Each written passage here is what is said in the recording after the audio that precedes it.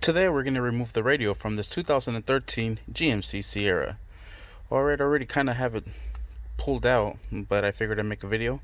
The tool you're going to be needing is going to be a trim tool removal and a size 7mm socket to remove the screws holding down the radio. So all you're simply going to do is just pull in here and pry this open. Probably going to have to pull this out here, reach underneath and pull this out, and out it comes. And what we're going to do is undo all the pigtails that are in here. And if you just bring this down, you have better access to get these out. Just go ahead and undo each pigtail just like so. And this bottom one down here for the four-wheel drive.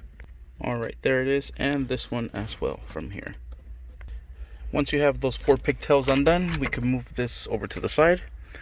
Then we have 1, 2, 3, one's missing, 4, 5, and 6 screws we have to remove. Alright, and like I said, you're going to be using a size 7 socket to remove the screws from here. Alright, and just put the screws in a nice safe location, and once you remove the screws, this is going to come down, and we'll just set that to the side.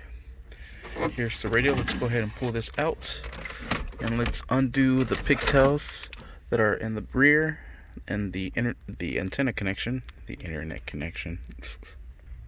Alright, and there it is, and that is how you remove the radio from a 2013 GMC Sierra. Thank you for watching. Please like and subscribe.